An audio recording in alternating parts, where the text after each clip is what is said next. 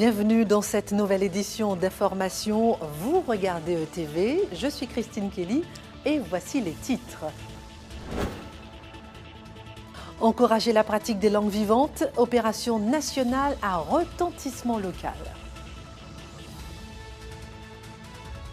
Le Forum de l'éducation sur le développement durable, c'était la 4e édition. Le nouvel aquarium a ouvert ses portes. Plus grand, plus connecté, plus écolo.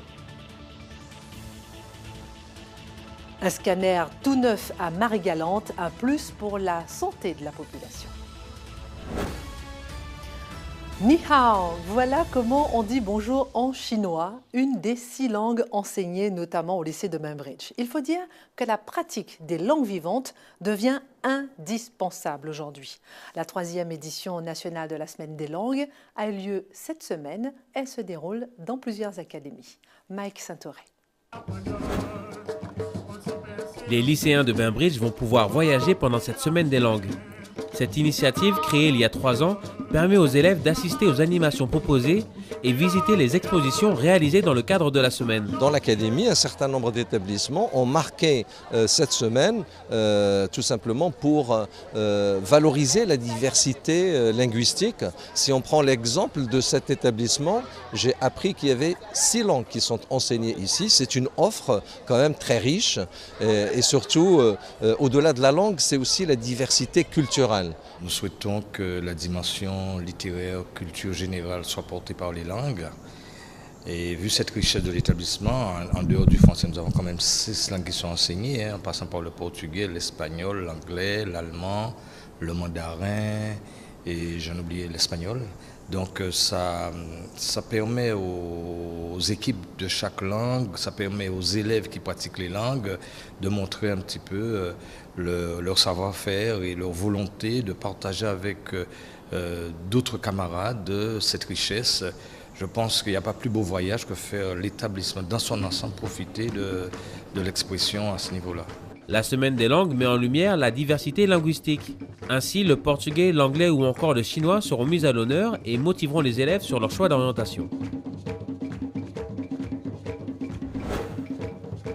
Qui aime lire ? Les réponses positives ne sont pas assez nombreuses chez nous en Guadeloupe.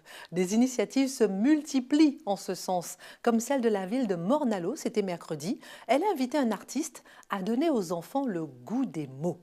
Jean-Marc Rabaridjan.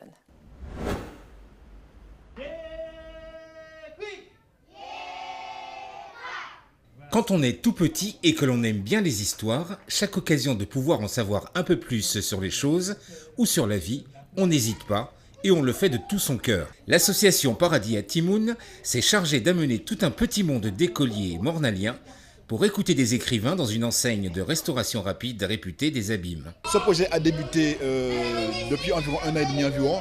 Et chaque mois, tous les 2 mois, nous recevons un artiste. Le mois d'avril est consacré à la littérature, à la lecture. Et c'est Didier Manette, qu'on ne présente plus, qui vendredi, pendant toute la journée, et c'est lui qui sera effectivement le maître d'œuvre de cette affaire-là, à travers un projet qu'on appelle la place aux livres et aux livres. C'est en fait une bibliothèque à ciel ouvert qui permet aux enfants de découvrir, aux parents, de tout ce qu'il est possible de trouver dans une bibliothèque, mais sur une place géotière Archimède. À cet âge-là, on est censé aimer les histoires, mais pas forcément les lire. Enfin, pas tout le monde. J'aimerais faire la lecture parce que c'est bien, on apprend des choses et c'est intéressant. On apprend comment les gens vivent et le soir quand on lit une histoire, on peut s'endormir bien. C'est ennuyant, j'aime pas lire parce que ça me rapporte des choses et d'autres choses que je connaissais pas avant. Des fois ça me détend quand je suis stressée. Prochainement et grâce à des manifestations comme celle-ci, ils auront tous peut-être repris le goût de lire. Depuis quelques jours, des lycéens portent un nouveau regard sur leur environnement. Ils ont participé au Forum de l'éducation sur le développement durable. C'était la 4e édition. Le but, favoriser les échanges entre éducation nationale, associations, experts. Le thème, production et consommation responsable. Direction Port-Louis, au lycée polyvalent Nord Grande Terre. Jean-Marc Rabaridjan. Bonjour, bienvenue dans notre lycée.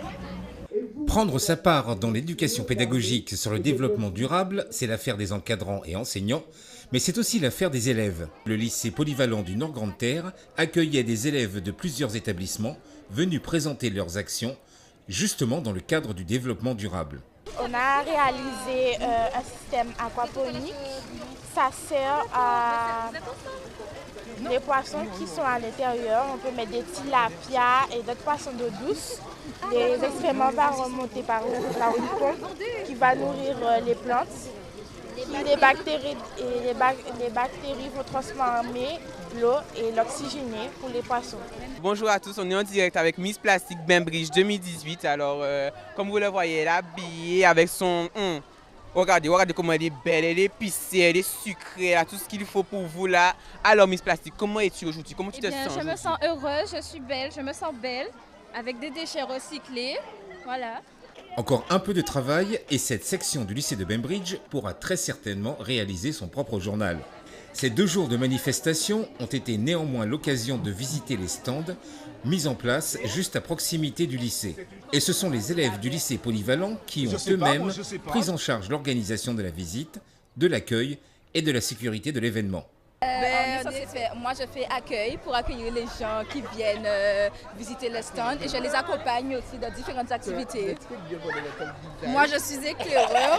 J'accompagne les élèves qui viennent visiter les stands.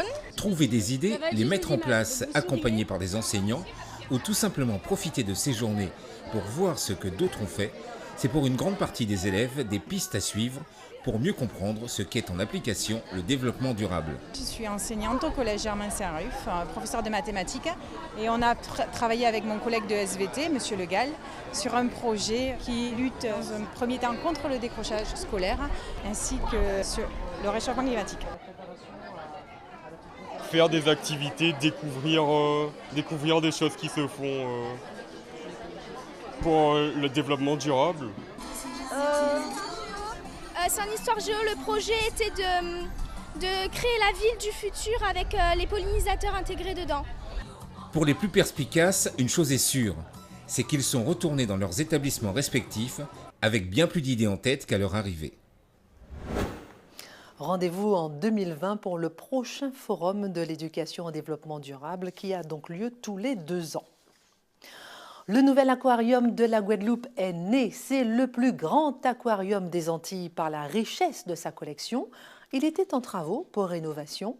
Qui finance? Ce sont principalement des fonds européens. Pourquoi? Pour rapprocher les Guadeloupéens de la mer, pour les sensibiliser à leur environnement. Ce nouvel aquarium connecté a une forte vocation pédagogique. Mike Saint-Auré.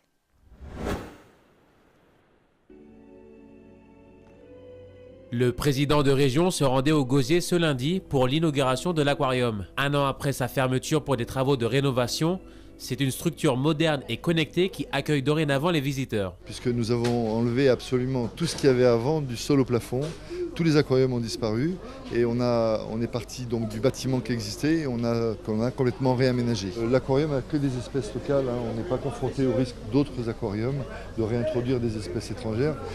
Avec un peu de chance, toutes les espèces que vous avez vues ici à l'aquarium, vous pouvez les voir en mer, elles viennent de Guadeloupe. Je pense qu'on l'a déjà dit depuis 2 ans qu'on en parle. Cela rentre dans notre programme d'économie bleue, économie verte, le développement touristique, des métiers de la mer. Aujourd'hui encore, c'est un exemple avec l'inauguration de l'aquarium.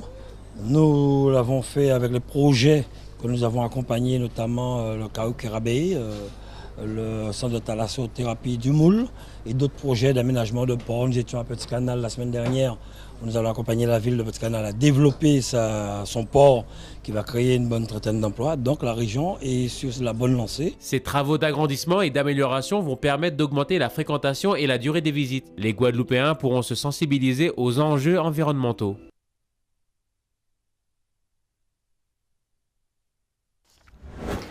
Souvent, on demande à quoi sert l'Europe. On vient de le voir et voici un autre exemple concret. Des fonds européens sont injectés directement dans le développement local, le développement rural. Qui pourra utiliser ces fonds? Les entreprises, associations, collectivités qui vont dans ce sens, le projet LEADER, comme on l'appelle, a été signé et reconduit à Marie-Galante. Les élus de la communauté des communes de Marie-Galante accueillent l'exécutif régional, le sous-préfet de la Guadeloupe Jean-Michel Jumez, ainsi que le sénateur Dominique Théophile pour la signature de la reconduction du projet LEADER. En tant qu'autorité de gestion des fonds européens, la région Guadeloupe est garante de la bonne mise en œuvre de LEADER.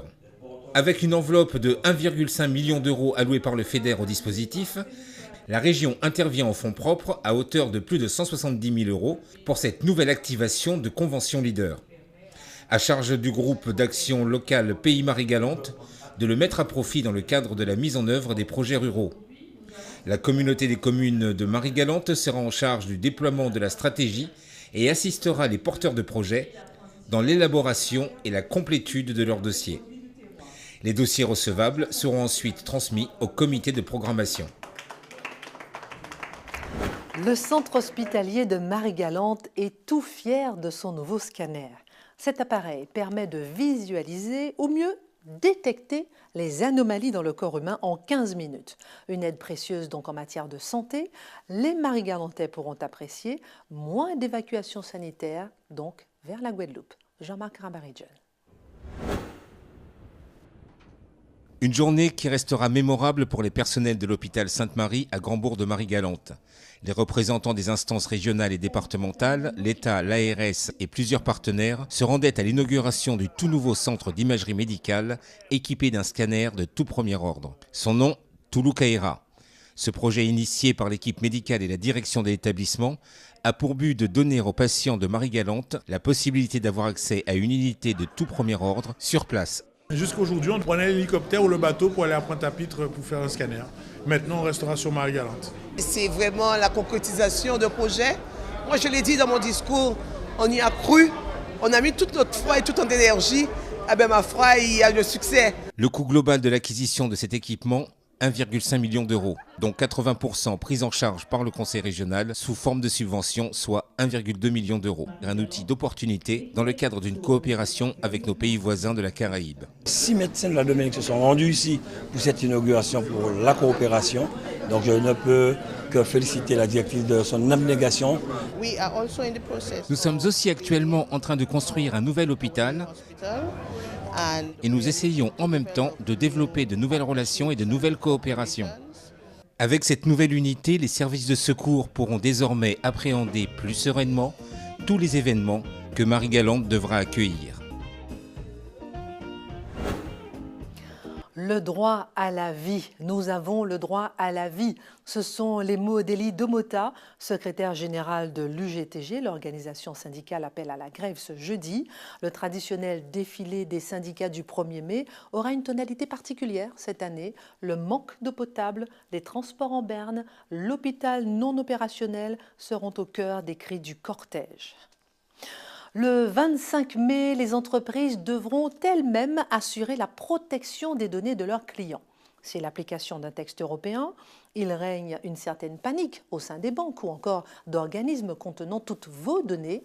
Des solutions ont pu leur être proposées lors de l'Orange Business Tour au Gosier, un événement dédié plus largement à la transformation digitale. Mike Saint-Auré.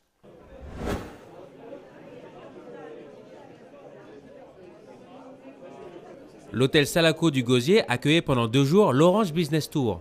Cet événement dédié à la transformation digitale part à la rencontre des entreprises, professionnels et collectivités pour présenter des solutions innovantes et susciter l'échange sur les défis technologiques. On a écouté les besoins de nos clients qui nous disaient en fait 3 besoins principaux. Premièrement, Orange, accompagnez-nous dans nos besoins de sécurité pour préserver notre capital le plus important qui est notre entreprise. Deuxièmement, rendez-nous efficaces face à nos collaborateurs sur nos territoires qui sont soit grands, même si on peut se retrouver sur un périmètre ilien, soit en fait totalement disparate, on se rend compte que l'efficacité, le travail à distance est important. C'était la deuxième demande des clients. Et la troisième attente était finalement, nous voulons aussi développer encore plus de business avec nos clients dans le domaine du tourisme, très implanté ici, mais dans des domaines aussi divers tels que les collectivités locales qui nous demandaient de les accompagner via des applications très innovantes comme par exemple Ma Ville dans ma poche qui permet à toutes les collectivités locales via un smartphone de proposer des services à leurs citoyens.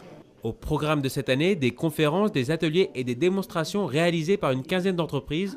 De la Martinique à la Guyane, le thème le plus sollicité fut celui de la sécurité numérique. Les piratages, tout ce qu'on appelle ransomware qui a affecté pas mal d'entreprises ces mois derniers, et ce qui a conduit la CNIL à imposer à l'ensemble des entreprises, quelle que soit leur taille, et des collectivités locales, de renforcer tout ce qui est protection des données personnelles. C'est ce qu'on appelle le RGPD, Règlement général de la protection des données personnelles. Et la date butoir, c'est le 25 mai. Donc au 25 mai, toutes les entreprises doivent être en conformité avec cette réglementation. On se doute bien que toutes les entreprises ne seront pas en conformité, mais il y a celles qui n'auront rien fait et qui risquent jusqu'à 4% d'amende, 20 millions d'euros pour les collectivités locales, et au contraire les entreprises qui auront déjà amorcé la démarche, via des formations, des prestations qu'Orange Entreprise propose. Les 200 participants de l'édition guadeloupéenne ont pu découvrir et s'initier sur la protection numérique, les outils collaboratifs, les applications mobiles et les objets connectés. Et pour terminer cette édition, 2 infos. Ne ratez pas le Festival international Salsa-K de jeudi à dimanche à Petit-Bourg. Spectacle au programme et invités internationaux au rendez-vous. Et puis, c'est plutôt rare, il faut le souligner, la naissance d'un nouveau magazine de presse écrite en Guadeloupe. France Antilles a lancé Ensemble, emploi, infos, loisirs, santé, cuisine, livres, rencontres avec des personnalités, un hebdomadaire de 84 pages qui s'adresse plutôt aux seniors, à retrouver a priori tous les 2 mois. C'est la fin de cette édition, grandissons ensemble sur ET.